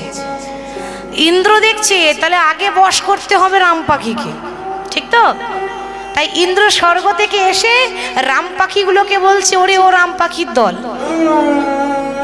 প্রাণে যদি বাঁচতে চাস প্রত্যেক দিন তো ভোরবেলায় ডাকিস, আজকে রাত 12টায় ডাকবি, আর যদি না ডাকিস সব কটাকে প্রাণে মারবো। ভয়ে কাঁপছে বাবা, জীবন বাঁচানোর চেষ্টা কে করে না বলতে পারেন? রাম পাখি দেখছে দরকার নেই বাবা, ভোরবেলায় ডাকি, আজকে রাত্রেবেলায় ডেকে দেবো। আর রাত 12টায় যেই না রাম পাখি ডেকে দিয়েছে, গৌতম মুনি তাড়াতাড়ি ঘুম থেকে উঠে ভাবছে কি এত তাড়াতাড়ি ভোর হয়ে গেল, আমি তো কিছুক্ষণ আগেই শয়নে গেলাম। হতে পারে ঘুমের ঘরে তাড়াতাড়ি কমণ্ডলটা নিয়ে, কমণ্ডলতে গঙ্গা জল থাকে তো, কমণ্ডলটা নিয়ে স্নান করতে গেল। আর যেই না চলে গেল, সেই সুযোগে দেবরাজ ইন্দ্র ওই গৌতম মুনির রূপ নিয়ে এসেছে। আর কারো রূপ পেল না, নিজের গুরুদেবের রূপ। গুরুদেবের রূপ নিয়ে এসে কত বড় দুঃসাহস দেখুন, গুরুমাকে নাম ধরে রাখছে, অহল্যা ও অহল্যা দরজা খোলো। অহল্যা কি করে জানবে মা? দরজা খুলেছে, দেখছে তার স্বামী দাঁড়িয়ে আছে। সে জানে না এটা তার স্বামী নয়, এটা আসামি। নিজের স্বামী মনে করে ভক্তি শ্রদ্ধা করে বলছে, স্বামী এত তাড়াতাড়ি ফিরে এলে কেন? তুমি স্নান করতে গেলে না? অহল্যা আমি স্নান করতে যাচ্ছিলাম, ও যেতে যেতে আমার ইচ্ছা হলো যে আমি স্নান পরে করব, আগে আমি তোমার কাছে সেবা নিতে চাই। স্ত্রী যেমন স্বামী সেবা করে, তুমি কি আমাকে সেই সেবা দেবে? অহল্যা বলছে নিশ্চয়ই। নিজের স্বামী মনে করে তার চরণ সেবা করছে, পদ সেবা করছে, স্ত্রী যেমন স্বামী সেবা করে। অহল্যা যখন চরণ সেবা করছে, জানে না যে এটা তার স্বামী নয়, এটা তার শিষ্য, সে তার গুরুমা। অহল্যা কিন্তু জানে না। কি করে জানবে? তার স্বামীর রূপটা নিয়ে এসেছে তো, তাই চিনতে পারছে না, নিজের স্বামী মনে করে চরণ সেবা করছে। ওদিকে আসল গৌতম মুনি মনে মনে ভাবছে, আমি আমি ঘুমের ঘরে চলে এলাম না তো? কি গো, ভোরবেলা যদি হবে, এত অন্ধকার কেন? ও অন্ধকার হবে না, রাত 12টা বাজছে গো, একেবারে ঘুটঘুটে অন্ধকার, কিচ্ছু দেখা যাচ্ছে না রাস্তাঘাট। আর ভোর যখন হয় দেখবেন পথঘাট বোঝা যায়, আকাশটা ফর্সা হয়ে যায়, বোঝা যায়। তাহলে আমি মনে হয় ভুল করে চলে এসেছি, না আমি ঘুরে যাই তো। আর যেই না আসল গৌতম মুনি ঘুরে এসেছে, দেখছে তারই মতো দেখতে একটা পুরুষ তার স্ত্রীর পাশে শয়নে আছে। অহল্যা, লজ্জা করে না? আমার অলক্ষ্যে আমি বাড়িতে থাকি না, তখন তুমি পরপুরুষের সঙ্গ করো। অহল্যা এবার কি করবে বাবা? একই রকম দুজন দেখতে, কে আসল স্বামী কে নকল স্বামী সে কিচ্ছু বুঝতে পারছে না। কে আপনি? আমার স্বামী তো আমার কাছে আছে, তাহলে আপনি কে? আপনি কি কোনো বহুরূপী? অহল্যা, চোখটা ভালো করে খুলে দেখো, বহুরূপী আমি নই, বহুরূপী তোমার পাশে যে আছে সে বহুরূপী। কে আসল আর কে নকল এক্ষুনি প্রমাণ হয়ে যাবে। সঙ্গে সঙ্গে কমণ্ডলুতে গঙ্গা জল ছিল, গঙ্গা জল বের করে ছিটিয়ে দিল। আর যেই না গঙ্গা জল বের করে ছিটিয়ে দিল, অমনি দেবরাজ ইন্দ্র ধরা পড়ে গেল, তার আসল চেহারাটা চলে এলো। এ কি ইন্দ্র? ছি ছি ছি ছি ছি, তুমি তুমি তো আমার শিষ্য, আমি তোমাকে আমার ছেলের মতো ভালোবাসতাম, আর তুমি আমার সন্তানের মতো হয়ে আর কোনো নারী পেলে না, নিজের গুরুমাকে পেতে এসেছো, তোমার লজ্জা করলো না? ছি ছি ছি ছি, সামান্য একটা বস্তুর জন্য তুমি এত কুকর্ম করলে। মানুষ তো লোভেই পাপ করে বাবা। প্রত্যেকটা মানুষের শরীরে 6টা রিপু আছে, সবার ওপরে কাম। এই যে কাম রিপু আছে না, এটাকে দমন করা যায় একমাত্র কৃষ্ণ নাম বলে। যতক্ষণ নাম বলবেন না বাবা, আপনার শরীরে এই 6টা রিপু চঞ্চল হবে না, দেখবেন শান্ত হয়ে থাকবে। যতক্ষণ নাম চলবে আপনি শুনবেন, আপনার মন শান্ত, আপনার ভেতর শান্ত, আপনার মন চঞ্চল হবে না। নামের এত মহিমা আছে। আর যদি মনে মনে সবসময় কৃষ্ণ কৃষ্ণ করেন, আপনার ইন্দ্র কোনোদিন আপনাকে দুঃখ দেবে না, আপনি আপনার ইন্দ্রিয়কে বশ করতে পারবেন। ইন্দ্রিয়কে বশ করতে গেলে কৃষ্ণ নাম দিয়ে বশ করা যায়। যে বস্তুটার জন্য লোভে পড়ে এসেছো না, আমি তোমায় গুরুদেব হয়ে তোমায় অভিশাপ দিলাম, তোমার সর্ব অঙ্গে যেন যোনি চিহ্ন হয়ে যায়। লজ্জাতে মুখ দেখাতে পারছে না, চাদর ঢাকা নিয়ে জঙ্গলে বনে বনে ঘুরছে। ওদিকে অহল্যাকে বলছে, অহল্যা, পাপ শুধু আমার শিষ্য করেনি, পাপ করেছো তুমিও। স্বামী, আমি কি করে বুঝবো বলো? আমি অবলা নারী, সরল নারী, আমি কি করে জানবো যে একই রকম দেখতে দুটো পুরুষ কে আসল কে নকল? বুঝবো কেমন করে? অহল্যা, ভগবান প্রত্যেকটা নারীর মধ্যে একটা শক্তি দিয়েছে, প্রত্যেকটা নারীর মধ্যে ভগবান একটা শক্তি দিয়েছে। কি শক্তি? নিজ স্বামী ছাড়া যখন পরপুরুষ স্পর্শ করে, তখন দেখবেন সেটা ঘৃণা লাগে, ঘৃণা হয়। সেটা মানুষ বুঝতে পারে, নারী বুঝতে পারে যে এটা আমার স্বামীর স্পর্শ নয়, এটা পরপুরুষের স্পর্শ, এটা প্রত্যেকটা নারী বুঝতে পারে। তাহলে তুমি কেন বুঝলে না অহল্যা? তোমার কুকর্মের জন্য তোমাকেও ফল ভোগ করতে হবে। আমি তোমার স্বামী হয়ে তোমাকে অভিশাপ দিলাম, তুমি পাষাণ হয়ে জন্মগ্রহণ করো, তুমি পাথর হয়ে থাকবে, শিলা হয়ে থাকবে। মা দেখতে দেখতে গৌতম মুনির স্ত্রী অহল্যা একটা বড় পাথর হয়ে গেল। মানুষ রূপ ছিল, পাথর হয়ে গেল। কিন্তু পাথর হলে কি হবে? গুরু মায়ের সঙ্গে শিষ্যের মিলন, তার তো একটা ফল আছে। কিছুদিন পর পাথর ফেটে একটা গাছ বেরিয়ে এলো, যে গাছটার নাম হলো শেওড়া গাছ। শেওড়া গাছ জানেন তো? বৈশাখ মাসে 13ই বৈশাখ বাড়ির চালে বা বাড়ির ছাদে শেওড়ার ডাল দিতে হয়। যে বাড়িতে শেওড়ার ডাল দেবেন সে বাড়িতে কখনো বাজ পড়বে না। কেন? আরে বজ্র বিদ্যুতের দেবতাই তো ইন্দ্র। এই যে বজ্র বিদ্যুৎ হয় না, এই যে বৃষ্টি হয়, বজ্র হয়, এর দেবতা ইন্দ্র হচ্ছে। তাহলে ইন্দ্রেরই ছেলে, তারই সন্তান শেওড়ার ডাল। ওই জন্য যে বাড়িতে শেওড়ার ডাল দেওয়া হয়, ইন্দ্র সে বাড়িতে বজ্রপাত করতে পারে না। কিন্তু অহল্যা যখন পাষাণী হয়ে গেল, পাথর হয়ে গেল, ওই পাথর প্রত্যেক দিন কাঁদছে, প্রভু আমি যেটুকু ভুল করেছি আমার অজান্তে, আমি জেনে শুনে এই পাপ করতে চাইনি। কোনো সতী নারী, কোনো পতিব্রতা নারী চাইবে না পরপুরুষের সঙ্গ করতে। সবাই বলে তুমি দয়াল হরি, সবাই বলে তুমি কাঙালের ঠাকুর, কোনোদিন কি পাষাণ গলবে না দয়াময়? তখন গৌতম মুনি আশীর্বাদ দিয়ে বলেছিল, অহল্যা তুমি যে পাথর হলে না, এই পাথরটা গলবে কোন দিন জানো? যেদিন রামের চরণ পড়বে সেই দিন। বলছে স্বামী রামের চরণ পড়তে তো অনেক দেরি, সত্যযুগ চলছে। কি বাবা একের পর দুই হয় না তিন হয়? একের পর হিসাব মতো দুই হয় না তিন হয়? দুই হয়, হিসাব মতো একের পর দুই হয়। দুই হলো না, তিন হয়ে গেল। সত্যযুগের পরেই আসার কথা ছিল দাপর যুগ, মানে দুই হওয়ার কথা ছিল। ওই পাষাণী অহল্যা চোখের জল ভগবান সহ্য করতে না পেরে সত্যযুগের পর ত্রেতা যুগ এলো। মানে রামের চরণ না পেলে পাথর গলবে না, যার জন্য রামকে তাড়াতাড়ি অবতার নিতে হয়েছে। আর রাম হয়ে যেই না ওই পাষাণী অহল্যা পাথরের ওপর যেই না পা দিয়েছে, অমনি পাথর গলে গিয়েছিল। নিতাই গৌর হরি বল হরি। তাহলে ভগবানের নামে কি না হয়? এক একটা পদাবলীর মধ্যে এক একটা ব্যাখ্যা আছে। কি সুন্দর সুন্দর কথা বলছে বাবা। দুটো বাহু এঁকেছে, এরপর কৃষ্ণের মুখটা আঁকছে, বদনটা কেমন ভাবে আঁকছে? বদনটা আঁকার পর রাধারানী আমার মুখে মুখ দিয়া রাই কাঁদিয়া কাঁদিয়া, মুখে মুখ দিয়া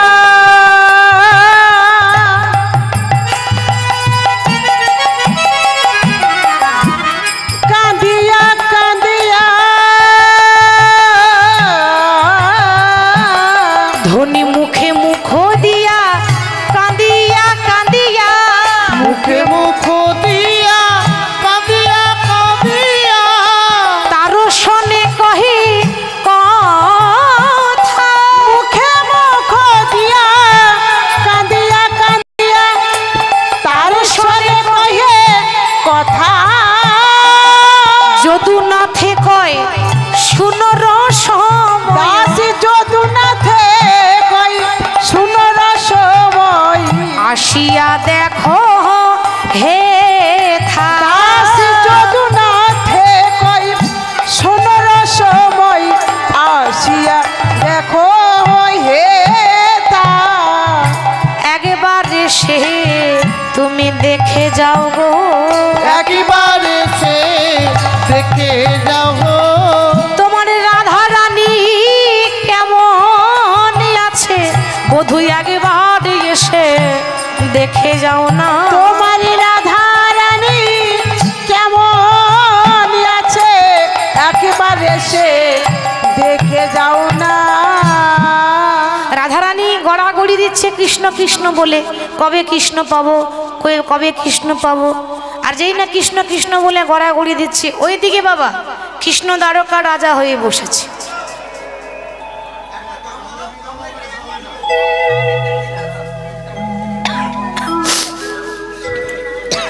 জনিতাই ওদিকে নারদ মুনি, বৈকুণ্ঠে নারদ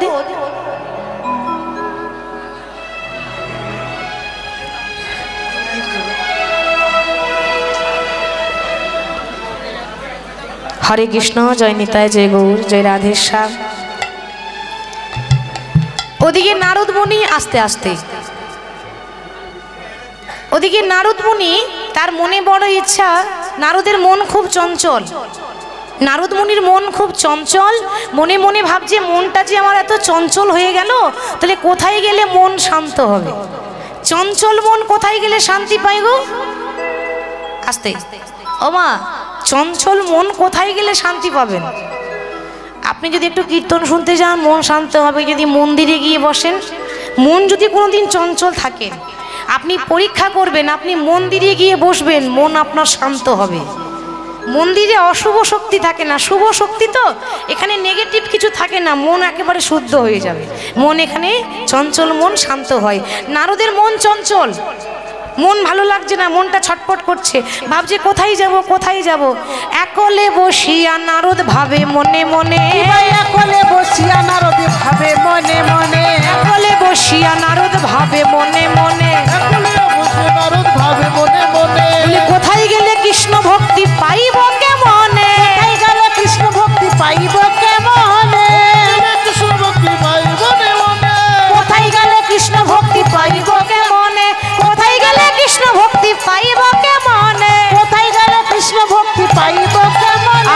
কোথায় গেলে পাবো গো কোথায় গেলে পাবো গো? কোথায় গেলে পাবো আমি গো? কোথায় গেলে পাবো গো? কৃষ্ণ ভক্তি রস আমি কোথায় গেলে পাবো গো কৃষ্ণ ভক্তি রস আমি কোথায় গেলে পাবো গো? কৃষ্ণ ভক্তি রস আমি কোথায় গেলে পাবো গো? কোথায় গেলে কৃষ্ণ ভক্তি পাইব কেমনে কোথায় গেলে কৃষ্ণ ভক্তি পাইব কেমনে? কোথায় যাবো গো কোথায় গেলে মনটা ভালো হবে নারদ চিন্তা করছে এবার নারদের বাহন কি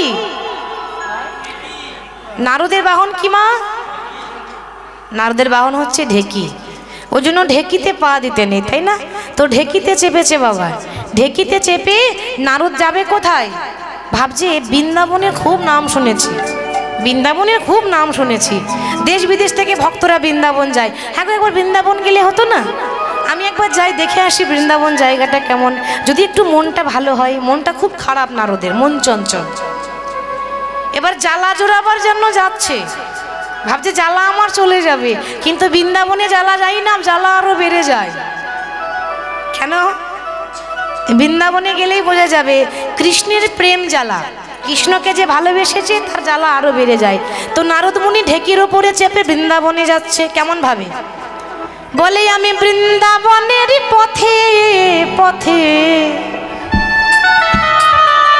গাইব রাধানা আমি বৃন্দাবনের পথে পথে গাইব রাধনা ওই আমি বৃন্দাবনের পথে পথে গাইব রাধানা আমি বৃন্দাবনের পথে পথে গাইব রাধনা। আমার ঘুচে যাবে মনের কালি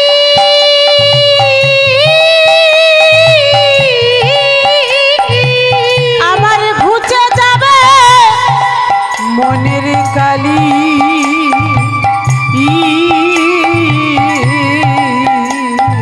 ও মনে পূর্ণ হবে মনস্কার আমি বৃন্দাবনের পথে পথে গাইব রাধনা আমি বৃন্দাবনের পথে পথে গাইব রাধনা। আমি জীবনটাকে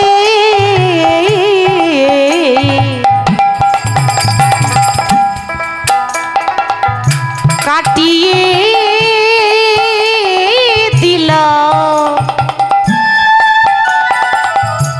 মনরে হাজার কাজের ভিড়ে আমি জীবনটাকে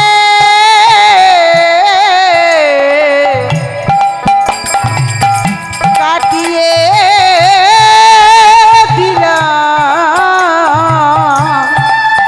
মনরে হাজার কাজের ভিড়ে আমি জীবনটাকে কাটিয়ে দিলাম হাজার কাজের ভিড়ে আমি জীবনটাকে কাটিয়ে দিলাম হাজার কাজের ভিড়ে। মনে অন্তিমে সব আশা ভেবে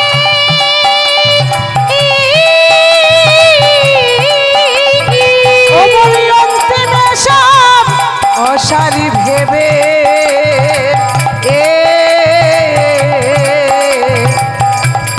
এলাম তোমার দ্বারে আমি ভিখারি পাত্র হাতে লয়ে ভিখারি পাত্র হাতে লয়ে ভিখারি সাজিয়া আমি বৃন্দাবনের পথে পথে গাহিব রাধানা আমি বৃন্দাবনের পথে পথে গাইব রাধা নাম ওই আমি বৃন্দাবনের পথে পথে গাইব রাধনা।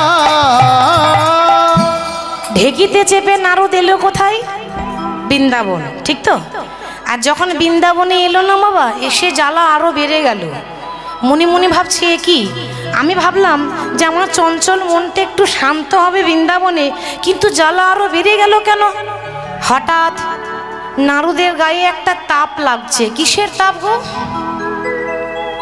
এটা তো আগুনের তাপ নয় এটা তো দাবানলের তাপ নয় আগুনেরও তাপ নয়, সূর্যেরও তাপ নয়, তাহলে গায়ে একটা গরম তাপ লাগছে। কিসের তাপ? এই গরম তাপটা কিসের? এটা সূর্যের তাপ নয়, এটা আগুনের তাপ নয়, এটা হলো রাধারানীর বিরহ জ্বালা, বিরহ তাপ। 100 বছর কাঁদছে তো। রাধারানীর আশেপাশে যদি কেউ যায় তো সেও পুড়ে ছাই হয়ে যাবে, মানে এত তাপ আসছে তার শরীর থেকে। শুধু কাঁদছে, 100 বছর ধরে শুধু কাঁদছে, ধুলাই গড়াগড়ি দিচ্ছে। নারদ দূর থেকে দেখছে যে প্রেমময় রাধারানী ধুলাই গড়াগড়ি দিচ্ছে। ধ্বনি কাঁদে কৃষ্ণ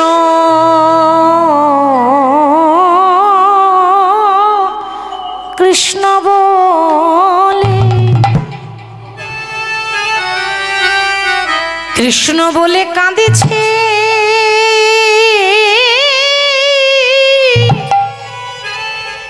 ওগো কাঁদেছে ধ্বনি,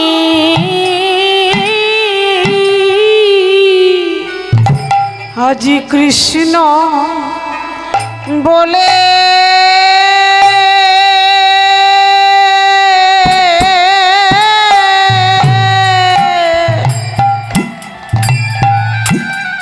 কাঁদিছে,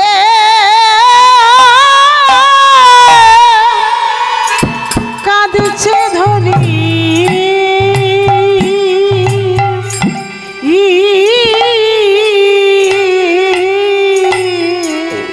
দেখো কৃষ্ণ বলে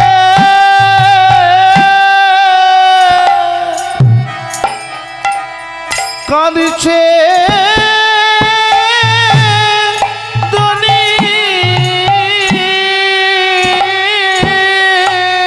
তুমি আমায়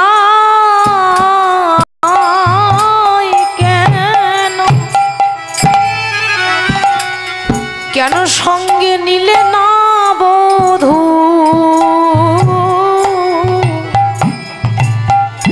ধ্বনি কাঁদে কৃষ্ণ বলে, ধ্বনি কাঁদেছে ধ্বনি। ওগো আমায় কেন, আমায় কেন সঙ্গে নিলে না বধূ?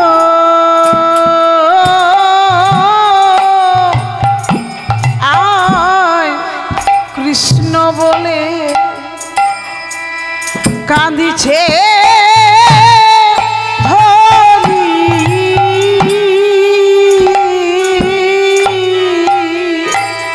মাগো একটু চিন্তা করুন রাধারানীর মনের ব্যথাটা কেমন।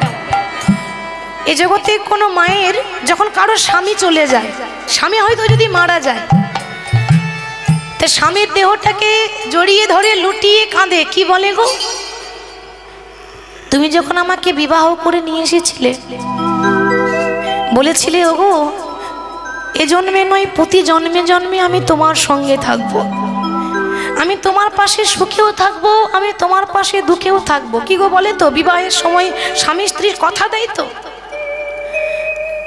আজকে যখন তুমি আমাকে ছেড়ে চলে গেলে, আমাকে সঙ্গে করে নিয়ে গেলে না কেন? আমাকে কার জন্য রেখে গেলে? কি গো আমরা বলি তো, তুমি যখন গেলে আমাকেও নিয়ে যেতে পারতে, আমাকে কার জন্য রেখে গেলে? তো রাধারানী বলছে, প্রাণনাথ বধূই আমায় কেন সঙ্গে নিয়ে না প্রভু? কাঁদে আজ কৃষ্ণ বলে, বলে কাঁদেছে ধ্বনি। আমায় কেন সঙ্গে নিলে না বধূ?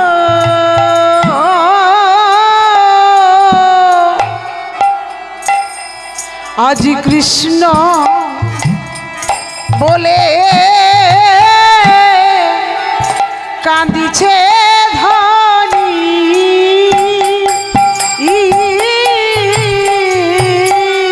ও বধূই আমিও তোমার,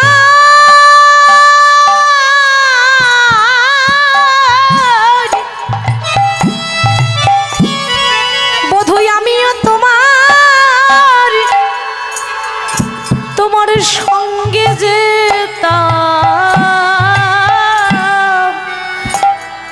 রাধে কৃষ্ণ বলে বলে কাঁদছে ধনী। বন্ধু আমিও তোমার সঙ্গে যেতাম,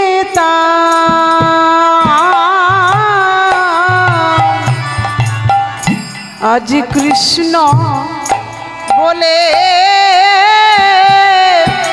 কাঁদিছে ধনী। রাধারানী যখন গড়াগড়ি দিচ্ছে তখন দূর থেকে নারদ দেখে মনে মনে ভাবছে, ও কৃষ্ণকে ভালোবাসলে বুঝি এরকম কাঁদতে হয়, ভগবানকে ভালোবাসলে এরকম কাঁদতে হয়, সেটা আজকে রাধারানীকে দেখে বুঝতে পারলাম। মনে রাখবেন, আপনি কালী পুজো যদি করেন, মা কালী আপনাকে অভয় দান করবে, শক্তি দান করবে, আপনার ভয় লাগবে না। আপনি যদি মনসা পুজো করেন, মা মনসা আপনার মনের আশা পূরণ করবে। আপনি যদি শিব পুজো করেন, শিবের আরেক নাম আশুতোষ, অল্পতেই খুশি হয়ে যায়, আপনাকে যা চাইবেন তাই দিয়ে দেবে। কিন্তু আপনি যদি কৃষ্ণের পুজো করেন তাহলে কপালে কষ্ট আছে। কি গো, ঠিক তো? তাহলে অনেকে বলে, ও মা কি বলছো তুমি, কৃষ্ণের নাম করে যদি কষ্টই আছে তো কৃষ্ণের পুজো করে কি করব, কালী পুজো করব? তার থেকে কালী পূজা করে অনেক ভালো। অনেকে তো ভাবতেই পারে নাকি, কৃষ্ণের নাম করে যদি দুঃখই পাওয়া যায় তাহলে কালী পূজা করে অনেক ভালো, কৃষ্ণ পূজা করব না। যদি এরকম কেউ ভাবেন তাহলে ভাবনাটা ভুল হচ্ছে। কেন? আপনাদের এখানে আশেপাশে কোনো বাজার আছে কি, বড় বাজার একটা?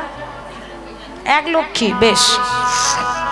মনে করুন, উদাহরণ দিচ্ছি, মনে করুন এই এক লক্ষ্মী বাজারে হচ্ছে আমার মামার বাড়ি। লক্ষ্য করুন তো, এক লক্ষ্মী বাজারে যদি আমার মামার বাড়ি হয় তাহলে আমার বাবা শ্বশুর বাড়ি কোথায় হবে গো? কি গো, আমার মামার বাড়ি যদি এক লক্ষ্মী হয়, আমার বাবা শ্বশুর বাড়ি কোথায় হবে? এক লক্ষ্মী হবে, বেশ ঠিক আছে। তাহলে আমার বাবা শ্বশুর বাড়ি যদি এক লক্ষ্মী হয়, আমার মায়ের বাপের বাড়ি কোথায় হবে? এক লক্ষ্মী হবে। সম্পর্কটা আলাদা আলাদা, ঠিকানা কিন্তু এক জায়গায় হচ্ছে, ঠিক তো? ঠিক সেরকম আপনি যদি মা কালীর পুজো করেন তো মা কালী কৃষ্ণের পারমিশন না নিলে আপনাকে কৃপা করবে না। তার কাছে পারমিশন নেবে, প্রভু আমাকে ডাকছি, আমি তাহলে একটু কৃপা করব। যদি বলে হ্যাঁ করো, তবে করবে। তাহলে বাবা ভগবানকে যদি পেতেই হয় তো ঘুরে ঘুরে যাওয়ার থেকে মেন লাইনে হাঁটুন না, কট লাইন ধরার কি দরকার? কি গো, ঠিক তো? কট লাইনে যাওয়ার কি দরকার? একদম সোজা রাস্তা ধরুন, ওই ঘুরে ঘুরে যাওয়ার থেকে একেবারে কৃষ্ণের চরণ ধরুন। আমরা এসেছি কি জন্য? ভগবান কৃষ্ণের নাম করে জীবনটাকে ধন্য করব বলে, ঠিক তো? তাহলে কৃষ্ণের নামে না করলে জীবনে কোনো দাম নেই। তা আজকে নারদ মনে মনে ভাবছে যে ঠিক আছে, আমাকে লোকে বলে নারদ, আমি নাকি ঝগড়া লাগাই। কি গো, নারদের কাজই তো ঝগড়া লাগানো নাকি? ওই গ্রাম বাংলায় বলে না, লাগান ভাজান করা। লাগান ভাজান মানে জানেন তো? হ্যাঁ, এই শুনেছিস ওর বাড়িতে না, কি গো এরকম বলি না, মানে কত কত হয়ে গেল, ওটাকে বলে লাগান ভাজান করা। হরি বল। তো রাধারানীর শাশুড়ির নাম কি ছিল গো? কি নাম ছিল? জটিলা। আর ননদিনীর নাম কুটিলা। নাম কাদের হয়? যাদের মন ভালো হয়। তাহলে কুটিলা নাম কাদের হয়? যাদের মনের মধ্যে হ্যাঁ কুটবুদ্ধি, হিংসা, কুটিলতা। এই কুটিলার মতো মুখরা আর কেউ নাই। মুখরা মানে জানেন তো? এটা ভালো জানবেন। মুখরা মানে কাকে বলে? যাদের হ্যাঁ দাদা ঠিক বলেছে, মিষ্টি মিষ্টি কথা, কি ঠিক তো? মুখরা কাকে বলে? যারা খুব বেশি কি গো ঝগড়ুটে হয়। কি গো, ঠিক তো?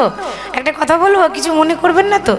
দেখবেন মিলিয়ে আমার কথাগুলো, যারা খুব ঝগড়ুটে হয় না তাদের মুখের ডিজাইনটাই আলাদা হয়। মুখের ডিজাইন আলাদা। ফেস কাটিং, মানুষের মুখ দেখলে বলা যাবে মানুষ কেমন হবে। মুখ দেখে, চোখ দেখে বলা যাবে, এতটা আন্দাজ করা যায়। তো অনেকে যারা দেখবেন ঝগড়ুটে,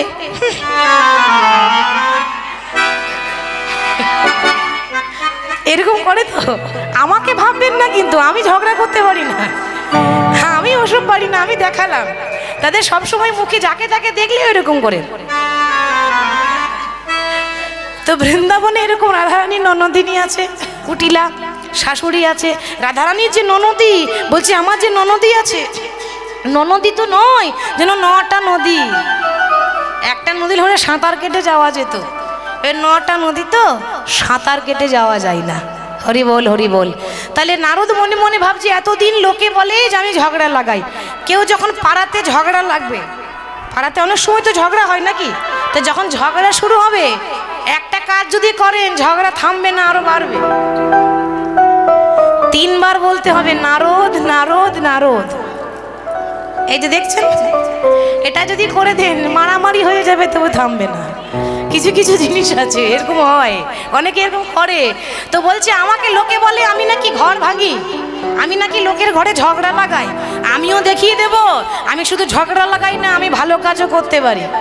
এবার জীবনে তো ভালো কাজ করিনি, আজ একটা করব। কি করব? এই যে দুজন দু জায়গায় পড়ে আছে, ওদিকে কৃষ্ণ গুজরাটে আছে দ্বারকায়, এদিকে রাধারানী বৃন্দাবনে আছে, দুজনকে আমি মিলিয়ে দেব। যাক, এতদিন তো ভালো কাজ করিনি, আজ একটা করব। তাহলে কি করা যায়? তাহলে আমাকে যেতে হবে ওই গুজরাটে যেখানে কৃষ্ণ আছে। তা সেখানে যাচ্ছে, হাতে রয়েছে নারদের বীণা।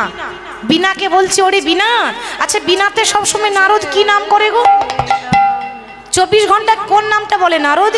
নারায়ণ নারায়ণ।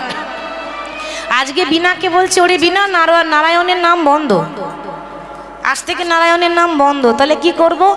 বিনয় করি বলে রে বীণা গাও রে রাধা না, বিনয় করে বল রে রাধা না, বিনয় করে বলে রাধা গাও রে রাধা না, বিনয় করি বলে রে বীণা গাও রে রাধা না, বিনয় করে বল রে বিনা গাও রে রাধা না, রাধা রাধা রাধা রাধা রাধা রাধা না, রাধা রাধা রাধা রাধা রাধা রাধা না, রাধা রাধা রাধা রাধা রাধা রাধা না, রাধা রাধা রাধা রাধা রাধা রাধা না, বিনয় করে বলে রে বীণা গাও রে রাধা, বিনয় করে বল রে বিনা গাও রে রাধা না, বিনয় করি বলে রে বীণা গাও রে রাধা নাম, বিনয় করে বলে রে বিনা গাও রে রাধার নাম, শ্যাম কমলের কমলিনী রাধা রাধা না, স্বামী কমলের কমলিনী রাধা রাধা না, সরোবরের মরালিনী রাধা রাধা নাম, রাধা রাধা না, বিনয় করি বলে রে বীণা গাও রে রাধা নাম, বিনয় করে বল রে বিনা রাধা রাধা নাম, বিনয় করে বল রে বিনা রাধা রাধা নাম, বিনয় করে বল রে বিনা রাধা রাধা নাম, বিশ্বভানু রাজনন্দিনী রাধা রাধা নাম, বৃষভানু রাজনন্দিনী রাধা রাধা নাম, রাই কমলের কমলিনী রাধা রানীর নাম, রাই কমলের কমলিনী রাধা রাধা নাম, বিনয় করি বলে রে বীণা গাও রে রাধা নাম, বিনয় করে বল রে বিনা রাধা রাধা নাম, বিনয় করি বলে রে বীণা গাও রে রাধা নাম, বিনয় করে বলে রে বিনা গাও রে রাধা না, রাধা নাম রাধা নাম করতে করতে রাধে রাধে বলতে বলতে বৃন্দাবন ছেড়ে গেল গুজরাটে। গুজরাটে যেখানে দ্বারকা মন্দির আছে, সামনে গিয়ে নারদ দাঁড়িয়েছে। আর যখনই নারদ গিয়ে দাঁড়িয়ে রাধে রাধে রাধে বলছে, যখনই রাধা রাধা রাধা রাধা নাম করছে না বাবা, ভগবান সিংহাসনে বসেছিল, রাজগদিতে বসেছিল, রাজা তো দ্বারকার রাজা কৃষ্ণ, তো সিংহাসনে বসেছিল, সিংহাসন পর্যন্ত কেঁপে উঠল। কেন? গুজরাটে রাধে রাধে কেউ বলে না, মথুরাতেও রাধে রাধে কেউ বলে না, রাধে রাধে শুধু বৃন্দাবনেই বলে। তাহলে এখানে রাধে রাধে বলছে কে? রাধা নামটা কোথা থেকে এলো? ছুটে এসে বলছে, ওরে আমায় কে সোনালি এই রাধা মন্ত্র, আমায় কে সোনালি রাধা মন্ত্র, আমায় কে সোনালি রাধা মন্ত্র, কে সোনালি রাধা মন্ত্র, যে নাম শুনে আমার হৃদয় গলে যাই, আমায় কে সোনালি রাধা মন্ত্র, যে নাম শুনে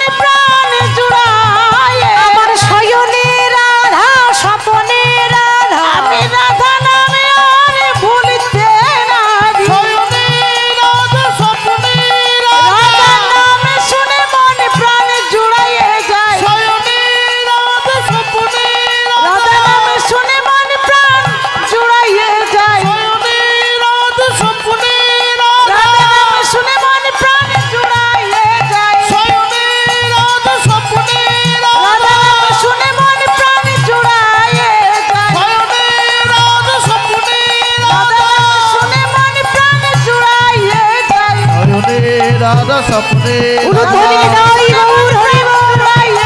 শয়নে রাধা স্বপ্নে রাধা শুনে মন প্রাণ জুড়াইয়ে যায় ওরে কৃষ্ণলালি রাধা মন্ত্র।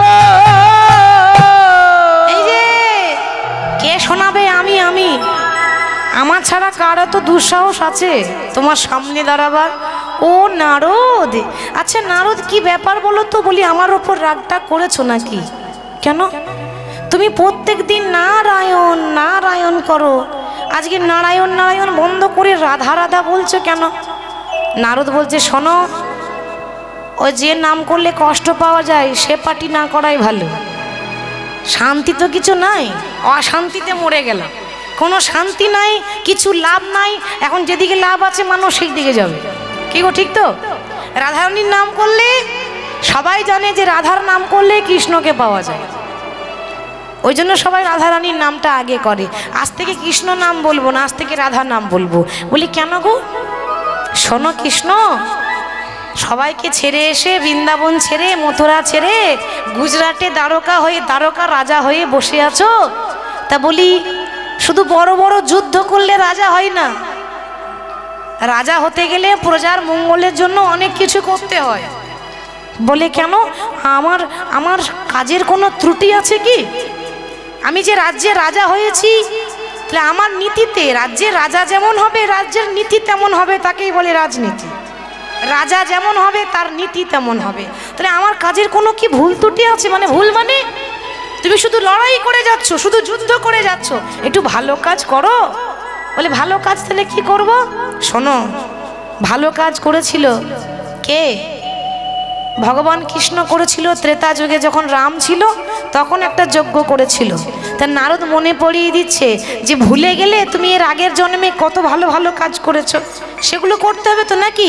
ত্রেতায় রামের রাজা ছিল, অশ্বমেধ যজ্ঞ কইল। ত্রেতাই রাম রাজা ছিল, অশ্বমেধ যজ্ঞ করিল। ত্রেতায় রামের রাজা ছিল, অশ্বমেধ যজ্ঞ কইল। ত্রেতায় রাম রাজা ছিল, অশ্বমেধ যজ্ঞ কইল। দানব্রত যজ্ঞ হবে এবে গো, দানব্রত যজ্ঞ হবে এবে। দানব্রত যজ্ঞ হবে এবে গো, দানব্রত যজ্ঞ হবে এবে। শোনো বলি ওহে রাজন, ত্রিভুবন নিমন্ত্রণ। শোনো বলি হে রাজা,